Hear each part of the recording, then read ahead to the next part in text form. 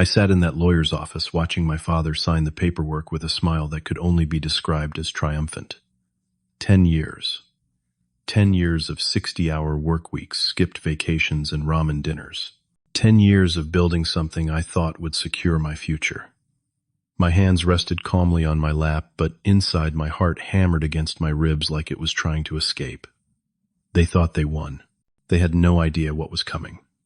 Today was my 29th birthday, and everything I had worked for was about to either crumble into dust or prove that I was smarter than they ever gave me credit for. My father's voice cut through my thoughts like a knife. Thanks, son. Your money just secured your sister's future. Before we dive into what happened next, I would love to know where you are watching this from. Drop your location in the comments below. And if you want to see how this trap I set actually played out, hit that like button and subscribe, because what comes next will make you question everything you thought you knew about family loyalty. Trust me, you will want to stick around for this. Let me take you back to where this all started. Growing up in Dallas, Texas, I always knew something was different about how my parents treated me compared to my sister Sophia. We were not a wealthy family, just regular middle-class folks trying to make ends meet. But the way resources got divided in our household, you would have thought we lived in two separate economic realities. Sophia, who was 3 years younger than me, got piano lessons every Tuesday and Thursday, dance classes on Wednesdays, private tutoring for subjects she struggled with, which honestly was most of them. Meanwhile, I learned pretty early that if I wanted anything, I had to work for it myself. I started delivering newspapers when I was 15. Before school, I would wake up at 5 in the morning, load up my bike, and cover a route that took me 90 minutes to complete. After school, I worked at the corner grocery store, stocking shelves and bagging groceries. My parents never asked me to do this. They just never offered to help either. When I asked about getting guitar lessons like Sophia got piano lessons, my father sat me down at the kitchen table and gave me what I now recognize as the first of many painful lessons. Brett, you're a boy. You need to learn to be tough. Your sister needs more support because the world is harder for girls. Even at 15, I knew that logic did not quite track, but I nodded and accepted it. The pattern continued through high school. Sophia got a brand new laptop for her freshman year. I saved up for 8 months to buy a used one that crashed every other day. She got dropped off at school every morning. I took the bus or rode my bike. The moment that really crystallized everything for me was my high school graduation.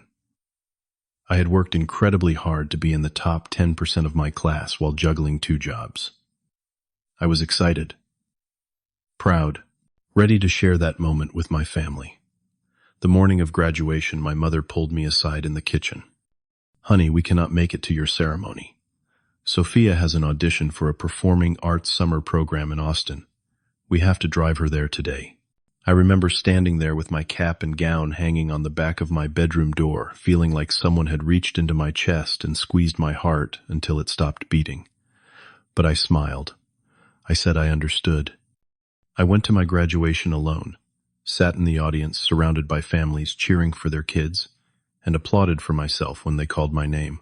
That same year, I got accepted to State University with a partial academic scholarship. It covered about 60% of tuition. For the rest, I was on my own. I took out student loans and worked 3 jobs to cover living expenses. My freshman year, I was a barista at the campus coffee shop from 6 to 10 every morning.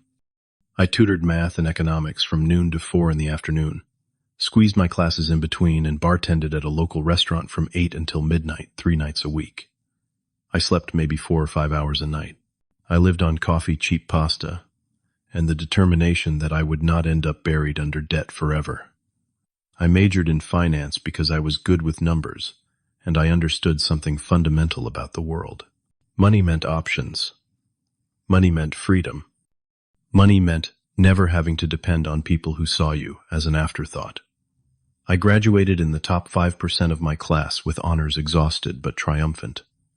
I got recruited by a solid investment firm in Houston. The offer letter arrived on a Wednesday afternoon. Starting salary was $60,000 a year, which felt like winning the lottery after years of scraping by. I called my parents, immediately unable to contain my excitement. My father picked up. "Dad, I got the job. The one in Houston. They are offering 60,000 to start. There was a pause. Then, that is nice, honey. Listen, can you send some money? Sophia needs a new laptop for art school. Her old one is not working well for her design projects. Not congratulations. Not we are proud of you. Just an immediate request for money. I sent $500 that week. I told myself it was fine. They were my parents. This was what family did. They would be proud of me once I really made something of myself. Once I had more to show for all that hard work. The job in Houston changed my life, but not in the way I had imagined. I threw myself into work with the same intensity I had brought to everything else. 60 to 70-hour weeks became normal. I studied market trends late into the night. I networked relentlessly. I made myself indispensable. Within 2 years, I got promoted from analyst to senior analyst. My salary jumped to $90,000. 2 years after that, I made associate and my compensation package hit $150,000. By year 7, I was pulling in $250,000 annually with bonuses. But here is the thing about making good money. I never changed my lifestyle. I still lived in the same small studio apartment I had rented when I first moved to Houston. 600 square feet with a kitchen the size of a closet. I cooked all my meals at home. Rice, chicken, vegetables bought in bulk. I drove a 12-year-old Honda Civic that I had bought used in college. I did not go out to bars. I did not take vacations. Every single month, after taxes and basic living expenses, I put away nearly 70% of my income into savings and investments. Index funds, mostly. Some individual stocks I had researched thoroughly. A diversified portfolio that grew steadily year after year. And every month I sent $2,000 home to my parents. They called it helping the family. I called it trying to earn love I should have gotten for free. I never asked what they did with the money. I did not want to know. I just wanted to believe I was doing the right thing, being the good son, taking care of my family the way a man was supposed to. Every few months I would drive back to Dallas to visit. Each time I noticed new things. Sophia had a brand new Mercedes in the driveway. My mother wore designer handbags I recognized from the luxury stores in the Galleria. The house had been renovated with granite countertops and hardwood floors.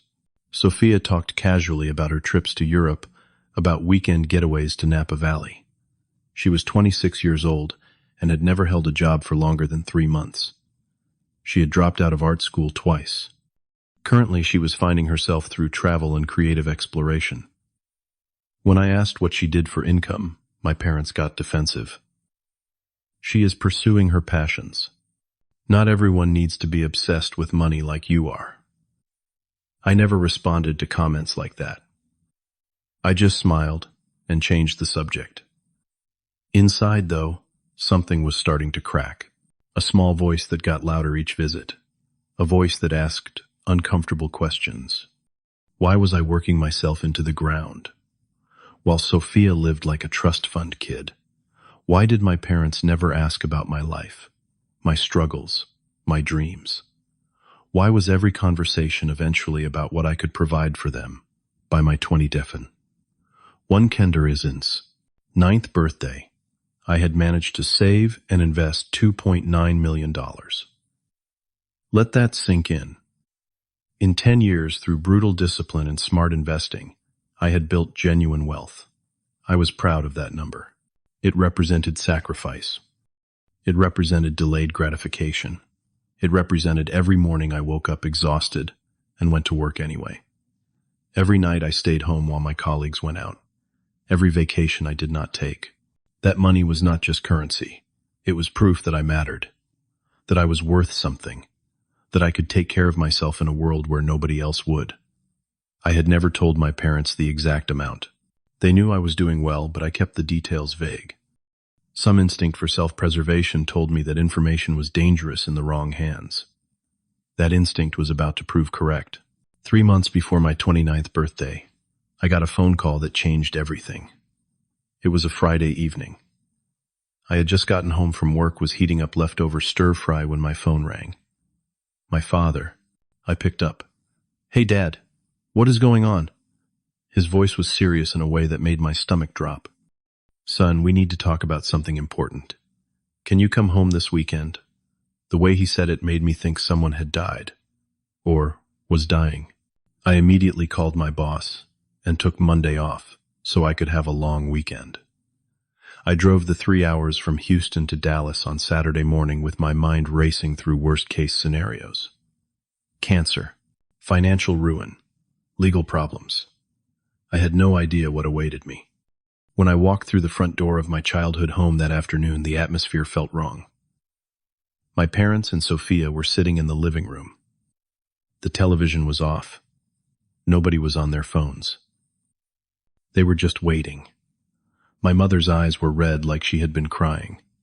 Sophia looked upset, but in a sulky way, not a grieving way. My father stood up when I entered. "Brett, thanks for coming. Sit down." I sat on the couch across from them, my heart pounding.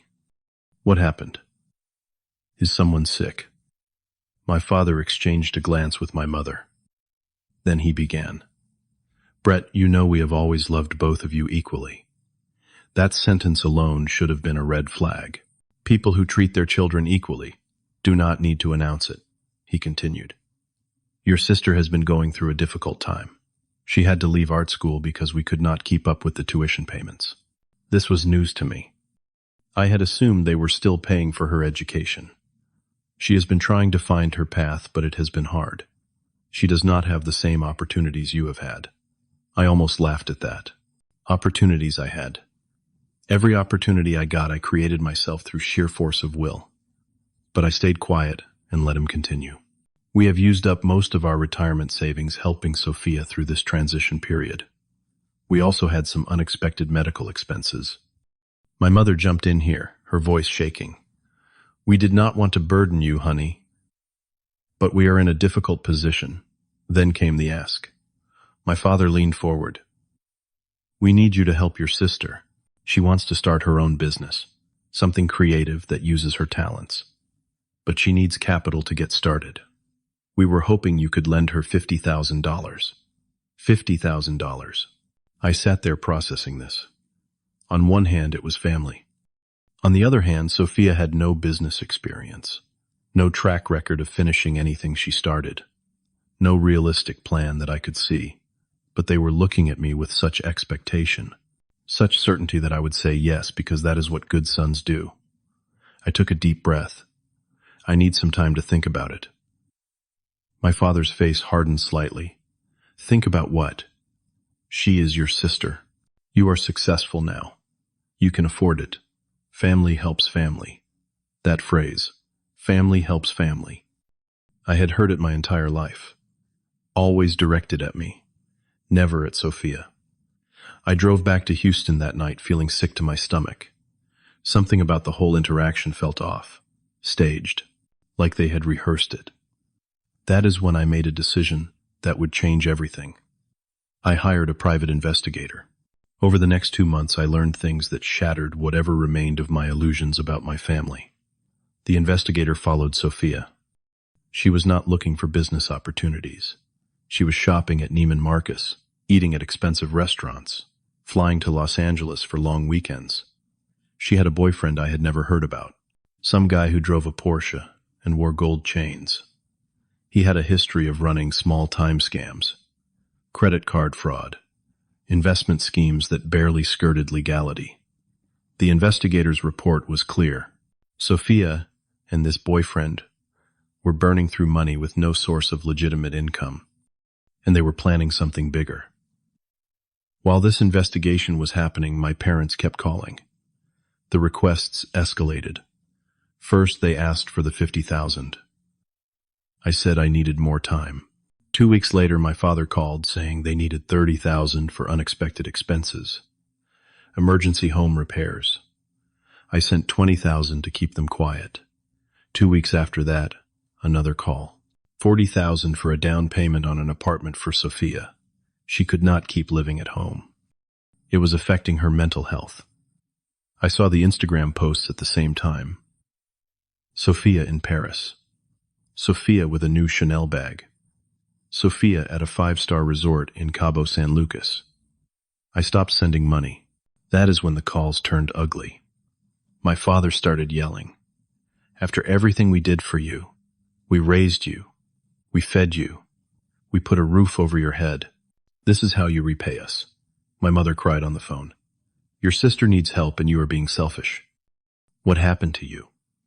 You used to be such a sweet boy. The guilt trips were relentless. Daily calls, text messages at all hours. I started seeing a pattern I had been blind to my whole life. They were not treating me like a son. They were treating me like a resource, an ATM with emotions they could manipulate. I stopped answering their calls. For 3 weeks I had silence. It felt like being able to breathe for the first time in years. Then came the call I should have expected. My father, his voice friendly again. Warm. Son, I know things have been tense. We did not mean to pressure you. We just worry about Sophia. But listen, your birthday is coming up. 29. That is a big one. Last year of your 20s. Why do not you come home? Let us celebrate as a family. We have a surprise for you. Every instinct screamed at me to say no, but I was curious. What were they planning? I agreed. I would come home for my birthday. I did not tell them I had been preparing for this moment, that I had consulted with an attorney of my own, that I had made certain arrangements with my money. I knew exactly what they were going to do, and I was ready. My 29th birthday fell on a Saturday. I drove to Dallas that morning with a knot in my stomach that felt like swallowing rocks. I had barely slept the night before. When I arrived at my parents' house at noon, they were unusually cheerful. My mother had made my favorite meal, pot roast with mashed potatoes. Sophia was there wearing a new dress that probably cost more than my monthly rent. She hugged me, which felt wrong, because we had barely spoken in years. Happy birthday, big brother. We ate lunch making small talk, the weather, traffic, anything but the elephant in the room. Then after dessert, my father stood up. Brett, we need to take a drive. Your birthday surprise is not here. I followed them to my father's car. Sophia got in too.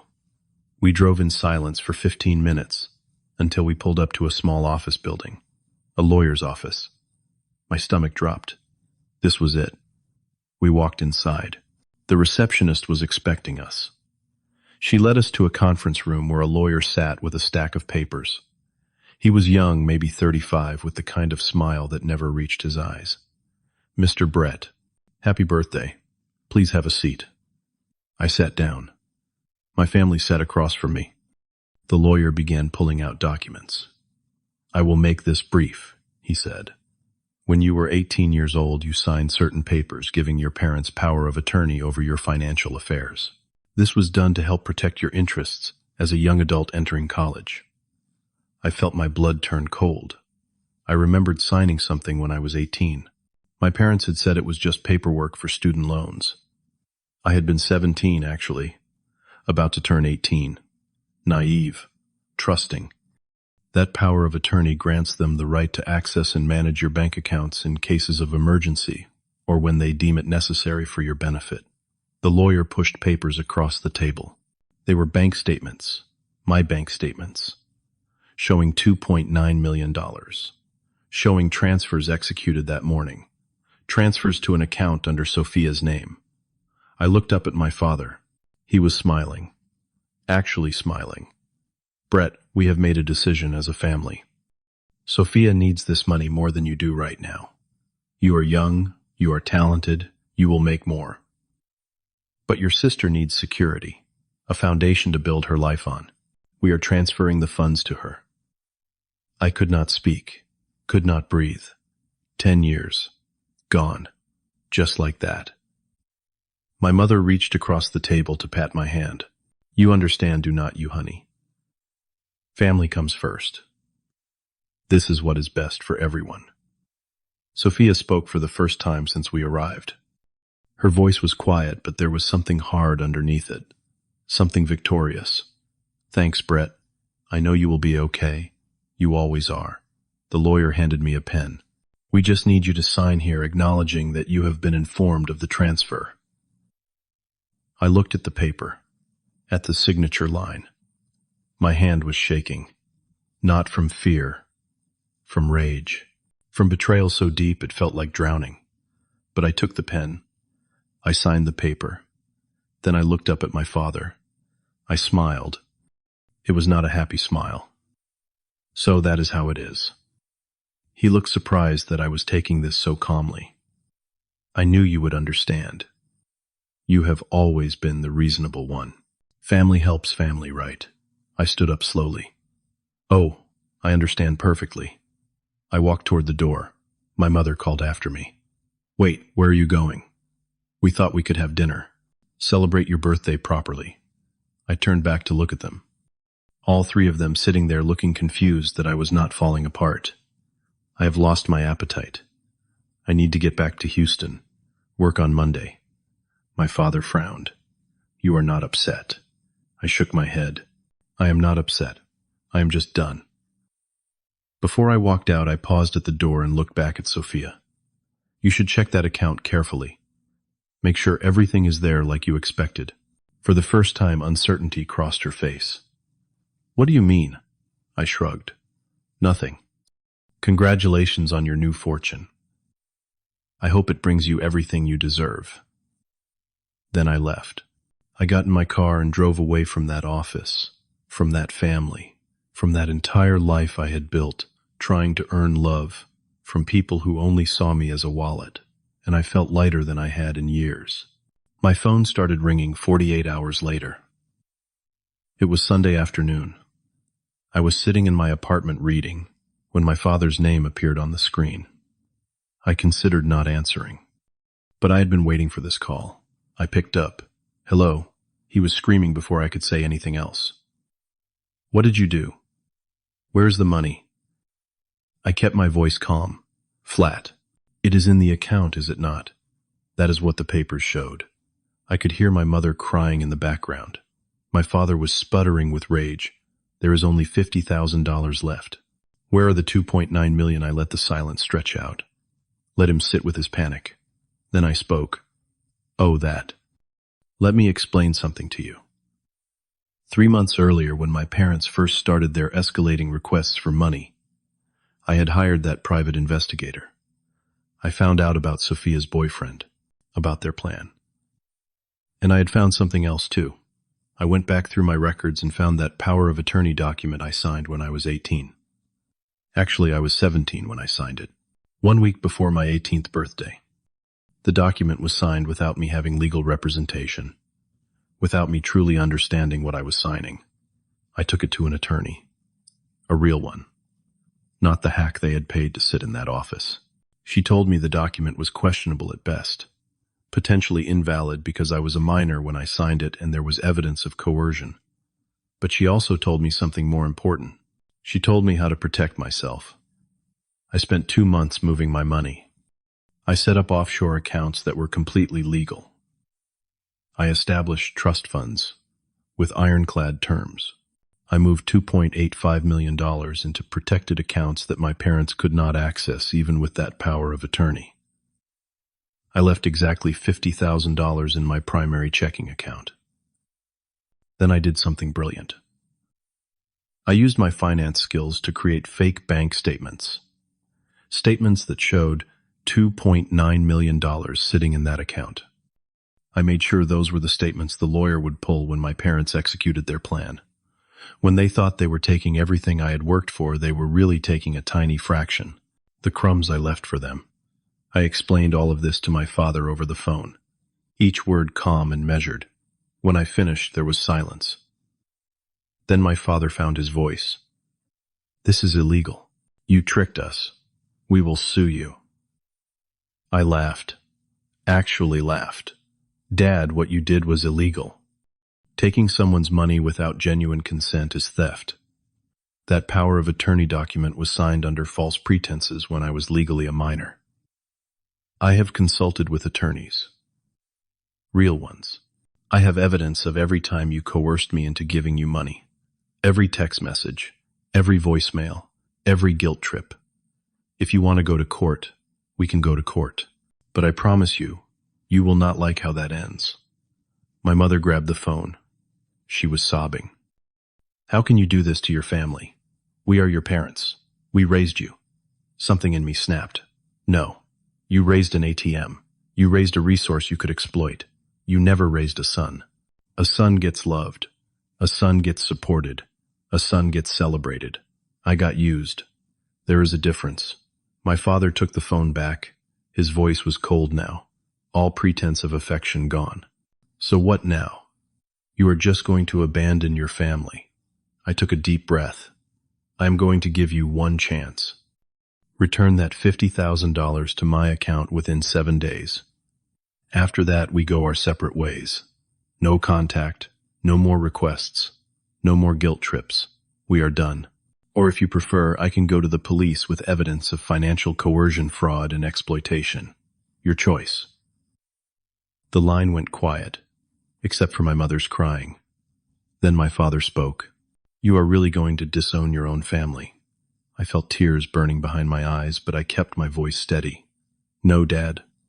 You disowned me a long time ago. When you decided I was only valuable for what I could provide. When you made it clear that my sister's wants would always matter more than my needs. When you looked at 10 years of my life and saw nothing but a bank account to raid. I am just making it official. I hung up before he could respond. I blocked all their numbers, changed my email, made myself unreachable. The $50,000 appeared in my account 6 days later. No message, no apology, just the money. I took it as the final transaction in our relationship. Payment for services rendered. A severance package from the family business. The first 2 months after my birthday were the hardest of my life. Harder than working 3 jobs in college. Harder than 70-hour work weeks. I felt unmoored. Adrift. I had spent 29 years defining myself in relation to my family. The good son. The provider. The responsible one. Without that identity, I did not know who I was. I went to work. I came home. I sat in my apartment staring at walls. I questioned everything. Did I overreact? Was I cruel? Should I have given them another chance? I tortured myself with what-ifs and maybes. Some nights I would pick up my phone to call them, to apologize, to try to fix it. But then I would remember my father's smile in that lawyer's office. The way he said my money secured Sophia's future. Like I did not matter. Like I never mattered. And I would put the phone down.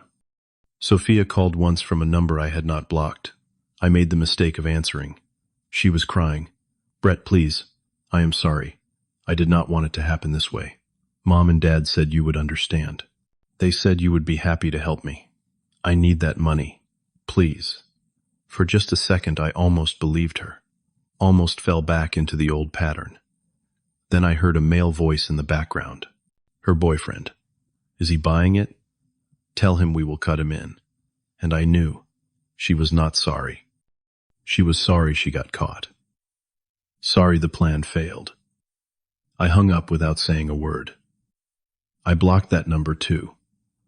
I started seeing a therapist. Dr. Patricia Martinez. She was in her 50s with kind eyes and a way of asking questions that made me face truths I had been avoiding. Brett, when did you first realize your parents treated you differently? I thought about it. I guess I always knew. But I told myself it was normal. That boys had to be tougher. She nodded. And when did you realize it was not about preparing you for life? That it was about exploitation? I could not answer that. It felt too big. Too painful. We worked through it session by session, unpacking decades of conditioning, of being told my worth was in what I could provide, of believing love had to be earned through sacrifice. Slowly, painfully, I started to heal. I reconnected with friends I had neglected while working constantly. Jake from college reached out after I posted something vague on social media about new beginnings. We met for coffee, then weekly dinners. He introduced me to his friend group. People who liked me for who I was, not what I could do for them. I started volunteering at a youth center in downtown Houston, working with teenagers from broken homes. Kids who understood what it felt like to be treated as a burden rather than a blessing. I helped them with homework, taught them about financial literacy, showed them that your family of origin does not have to define your future. I used some of the money I had protected to set up a scholarship fund, the Brett Jennings Scholarship for Independent Students. It provided full tuition assistance to students who had no family financial support. Students who were on their own. Students like I had been. The first year we funded 12 students. Watching them accept those scholarships, seeing their faces light up with possibility, I felt something I had not felt in years. Purpose. Real purpose. Not the hollow achievement of making money to give to people who did not appreciate it, but the genuine satisfaction of helping people who needed it, who valued it. Through mutual friends, I heard updates about my family. My parents had to sell the big house in North Dallas. They downsized to a small townhouse in a less expensive area. Their retirement savings were gone, spent on Sophia, and on trying to maintain a lifestyle they could not afford. Sophia and her boyfriend broke up after the money did not materialize. She moved back in with my parents. She was working retail, struggling to pay her bills, still waiting for her big break that would never come. I did not feel happy hearing this. I did not feel vindicated or victorious. I just felt sad. Sad for what could have been, if they had loved me differently. Sad for the relationships we would never have. But I did not feel guilty. Not anymore. They made their choices. I made mine. We all have to live with the consequences. About 8 months after my birthday, I met someone. Her name was Angela. She was a social worker I met through my volunteer work at the youth center. She was beautiful in a real way. Not magazine perfect, but genuine. Warm. She had this laugh that made everyone around her smile. We started as friends. Coffee, after volunteer sessions. Long conversations about the kids we were trying to help. About the systems that failed them. About how to make a difference in a broken world. She knew about my family. I told her everything on our 4th date. I expected judgment. Pity. Instead, she just nodded. My father was an alcoholic. Violent. I had to cut him out of my life when I was 22. People who have not been through it do not understand. They say things like blood is thicker than water. Family is forever. But they do not get it. Sometimes walking away is the only way to survive. She got it. She understood. For the first time in my life, I felt truly seen by someone. We took things slow. No rush, no pressure. Just 2 people learning to trust again. Learning that love did not have to hurt. That relationships could be built on respect and honesty, rather than obligation and guilt. By the time my 30th birthday rolled around, we had been dating for 4 months. She threw me a small party. Just close friends. Jake and his girlfriend. A few people from work. Some volunteers from the youth center. We ate pizza and played board games and laughed until my stomach hurt. It was the best birthday I had ever had. No fake surprises, no hidden agendas, just people who cared about me celebrating another year of my life. When everyone left and it was just Angela and me cleaning up, she hugged me. You know what I love about you? I shook my head. You could have let what they did make you bitter, make you cold, but you did not. You turned it into something good, that scholarship fund, the volunteer work. You took that pain and used it to help other people. That takes strength. I held her close and felt something I had been missing my whole life. Peace. My career continued to thrive. I got promoted to vice president at 30. My income jumped again, but I did not let it change me. I moved to a nicer apartment, sure. 2 bedrooms so I could have space for guests. But I still cooked most of my meals. Still drove that same old Honda. Still lived below my means. The difference was now when I saved money, it was for me. For my future. For the family I might build someday. For the life I wanted to create. Not to fund someone else's irresponsibility. I set up a will, leaving everything to charities and scholarships if something happened to me. Angela was listed as executor. Not my parents. Not Sophia. They had no claim on my life anymore. Sometimes late at night, I would think about that day in the lawyer's office, about signing those papers with my hands shaking, about walking out of there knowing I had outmaneuvered them. I had imagined that moment would feel triumphant, that I would feel powerful and vindicated. But the truth was more complicated. I felt relieved. I felt free, but I also felt sad for everyone involved. Sad that it had come to that. Sad that my parents' greed had destroyed any chance of a real relationship. Sad that Sophia would probably spend the rest of her life struggling because nobody ever taught her the value of work, the value of earning what you have. But mostly I felt grateful. Grateful that I had seen the truth before it was too late. Grateful that I had protected myself. Grateful that I got out. The money was never really about money. It was about self-worth. It was about recognizing that I deserved better than being someone's backup plan, someone's safety net, someone's retirement fund. It was about understanding that real love does not keep score, does not demand constant sacrifice, does not make you feel guilty for having boundaries. I had spent 29 years trying to buy love from people who were never going to give it. The smartest thing I ever did was stop trying, stop performing, stop believing that if I just gave enough, sacrificed enough, proved myself enough, they would finally see me as worthy. You cannot set yourself on fire to keep other people warm. I learned that lesson the hard way, but I learned it. And now at 30 years old, I finally felt like my life was truly mine. Not lived for someone else's approval, not built around someone else's needs, just mine. I worked hard because I wanted to. I helped others because it gave me purpose. I saved money because it gave me security. And I loved people who loved me back, people who saw me, who valued me, who treated me like I mattered. It turned out that was all I had ever wanted, to matter, to be seen, to be enough, just as I was. I stood on my apartment balcony one evening watching the Houston skyline light up as the sun set.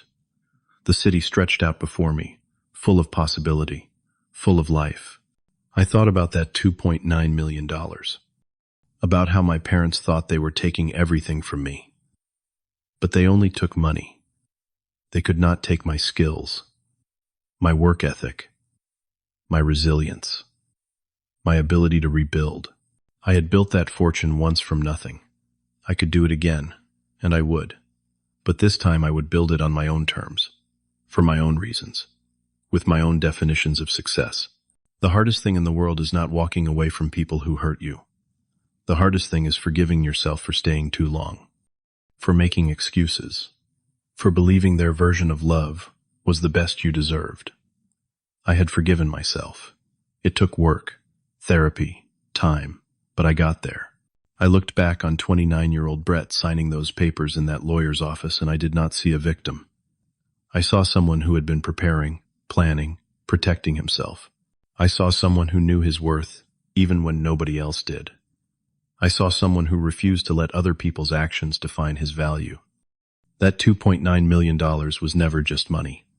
It was proof. Proof that I could take care of myself. Proof that I was capable and disciplined and smart. Proof that I mattered. And nobody, not my parents, not my sister, not anyone, could take that away from me. They could take the numbers in an account, but they could not take what those numbers represented. They could not take my self-respect. They could not take my future. They could not take my worth.